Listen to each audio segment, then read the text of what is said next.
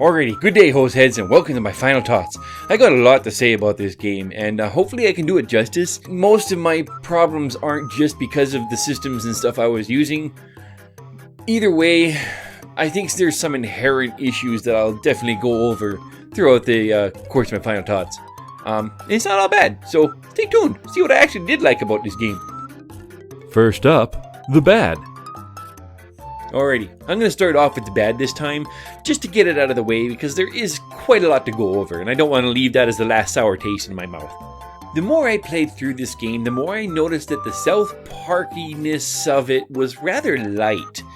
And that may sound odd because everything was South Park and there was all the characters, whatever, but it was just the 4 kids pretty much that you were interacting with, and Chef, and then that was it.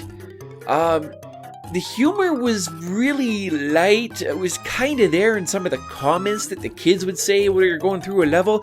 That was fun, but you didn't see the other characters or their houses or have a whole lot of interaction. Even the interactions with Chef in between levels and such was pretty much just an information dump. It was just letting you know what your goal is, supposedly, for the next stage. There wasn't a lot of that kind of humor that you usually see in a South Park episode. It's you know, very pop culture-y and kind of political. They didn't have any of that in this game, and it was really missed. Now I'm going to go over some of my problems with the controls.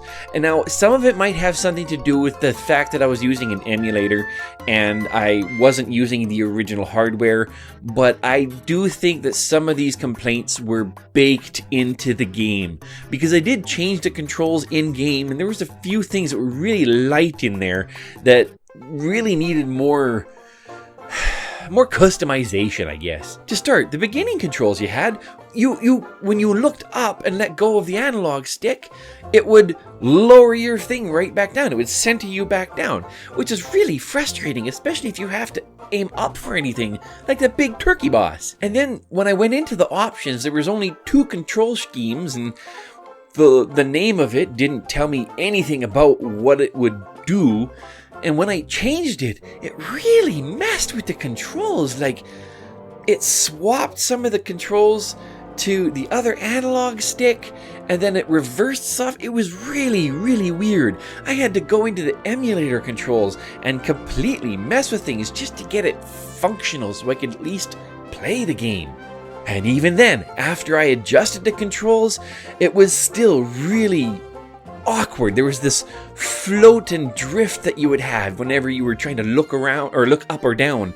Left and right wasn't so bad, but strafing had that kind of weird drift, and it makes you move further than you intend. And on top of all that, if you're trying to precision aim and you're like click, click, click, click, trying to just get up that little bit more, you do a double tap up, it resets your view back down to the center. It's so maddening when you're trying to aim. That's the kind of thing that I think was baked right into the game. Also, your angles. You were always perpendicular to the ground, and I'll put up some footage here showing exactly what I mean. You could see it mostly with those aliens when they were walking on the slopes. And I can imagine that's exactly what happens with your character, because instead of continuing to aim straight ahead when you went up a slope, it would automatically tilt you back, which is, again, it's hard when you're running around and you're trying to be active in attack and aim, and then all of a sudden your view shifts because you went up a tad bit of a slope backwards or something, then you're totally off again in your aim. It's something that they've definitely fine-tuned over the course of the FPS genres, and maybe it's a fault of it being early in that era. I don't know. It's still maddening though. And the jumping was terrible. I really didn't know where my feet were supposed to be. I didn't know when I had to jump and where I had to position myself to land, which made jumping puzzles really, really frustrating. Of which they actually had quite a few of these stupid little jumping puzzles in there. Good lord, don't do that. If you can't even pull off a jump properly, no, don't do that. Now that I got the control frustrations out of the way, there was a lot of other little weird glitches in this game that it was really hard to get past. The way that the game was seamed and pieced together, you could see the seams and the little gaps in the lines, and if you walked up close to a building, you could stick your face through the wall and see what was on the other side, which was a whole lot of nothing.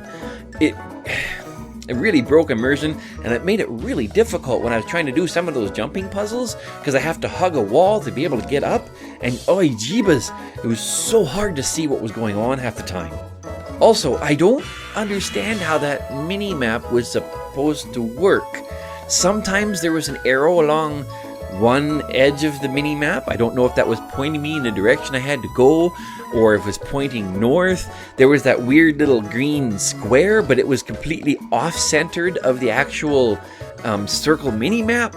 And then when I had a dude looking like right in front of me, it was neither directly in front of the arrow, if that was where I was facing, nor was it in front of me if up was always the way I was facing on the mini-map. It was just bizarre. If you can't do a mini-map right, just get rid of it. And also, to speak to that not sure where your feet are, collecting items was sometimes really frustrating. I would walk up and I was sure I walked through like some of the kids to collect them or some of the ammo, and I would just walk past it when I was sure that I went over top of it. Like, you need to have a wider collection hitbox, if you may. And there were several things too that I didn't know what they did. There was that one psionic gun weapon that didn't hurt anything. I don't know what it did. There was a feature that I totally bypassed and forgot all about, where you can power up some of the weapons and change them, like you pee on the snowball or whatever. But even so, like, just normally shooting that little gun did nothing. Mr. Hanky was another weird spot. Like, I don't know what he did. Was he a shield? Did he hurt people when I got close enough to them? He was cute and all, but I don't see what purpose he served. And the level objectives each time were very unclear. Sometimes there was a little arrow that would point you in a direction, but there was the alien mothership level where I'm outside the ship, and I had no idea that I had to kill everything that was around there. It didn't tell me that. There was another stage where it puts me down and I'm facing a destroyed house, and the way I had to move was backwards. Why would you point me in the wrong way if the only way to go is behind me? Just stop being stupid. And the further and further I got into this game, it really felt like they kind of gave up trying to make things work properly. And now, the good. Despite all these stupid frustrations that I had, there was some good to be had in the game. And really, that's the only thing that saved it for me. Because there were times I couldn't handle it. And if it didn't have that little South Parky-ish feel to it, I couldn't have gotten through it. I would have given up and just gone and recorded a different game. That might be part of why there was such a bad review on it, is that for being South Park, it just didn't have that South Park kind of quality that even during the day that people had come to expect. So yeah, one of the first things I noticed and I really liked, and it followed most of the way through, was the voices. The voices were done well. They had the original actors doing the voices. The script was a little meh, but the comments like Cartman cussing and swearing in the background when he gets hit, and Stan, I had his name wrong. I'll try and fix that as I go. But Stan, when he was getting hit, he was like, "Oh, I'm going to kick you, butt," or whatever. Because one of the things they did do well was that introduction. It was a great recreation of the original South Park intro from the old cartoons. And they translated it fairly well to the in-game engine. And it was decent. I liked it. Also, when I was going into the Renaissance Fair, that was the first time I noticed that the height perspective was there. That you're playing as one of the kids that's literally half the height of the adults. The adults went running past me and they were all like crotch height. So that was good. I'm glad you kept the right perspective. You didn't make them feel larger than they should have been. The weapons were also really fun and unique. You know, you have a dodgeball, a toilet plunger, a Nerf dart gun. And it was really creative that they didn't go with your usual kind of first-person shooter type ammo. Because it's South Park. They're not going to have guns. They're going to have South Park themed things. And this really did, to me, sort of show what it was going to be like later on when they made their other games, like the Stick of Truth and Fractured Butthole. Those ones, you can see their creativity really come out when they did those. And Cartman's cussing wasn't overdone. It was just the right amount. Even when I was just playing as Cartman and he would do his like beep, beep, beep, beep, beep, beep, beep, it wasn't so frequently that I was rolling my eyes every time he did it. I appreciated that because they really could have had that happen too often. Like that one level where like 5 freaking times he said, "Oh, you gotta save the town! You gotta save the town!" Also, the gobbles in the distance, that became a sense of fear every time I heard that. I was like, oh my god, where are they coming from now? And now, the meh. Something that was rather unfortunate is they didn't have an uncensored version of this game, because that would have been a lot of fun, I think. Although, just like the way I do it with the censoring, it was almost for comedic effect, and it did make me chuckle on more than one occasion, even though it just continued to go. And what they chose to censor seemed a little bit light, like they only censored the F word and the S word, but pretty much anything else was okay. Like, I don't know what their criteria was for censoring, and it makes me wonder if I'm over-censoring or if they were under-censoring. Oh. It referred to your save file as a note, which a couple times at a quick glance, I misread it and I thought it said not loaded instead of note loaded. So, I don't know, maybe they could have picked a better word, but just a weird thing that I noticed. Maybe it was just me. Now, I also don't see any point really to having the other kids as playable characters going through the main story like that. Like, you could swap them out and you would get different commentary from the kids as they played. But aside from that, there was no difference in playstyle. The hand still even looked the same. It still always looked like Cartman's hand. So I don't know why they bothered having other kids to play as. And the whole perpendicular to the ground thing? Just, what are you doing? Don't do that. You need to keep your character always level. If you want to look up, you need to look up. Otherwise, that's fine. I'm okay shooting into the dirt if I'm going up a slope. But if I'm aiming up to go up the slope and shoot somebody and I start going up the slope and it aims me higher, don't do that. That makes me mad. And you can go up ladders, but you can't go back down them? Why?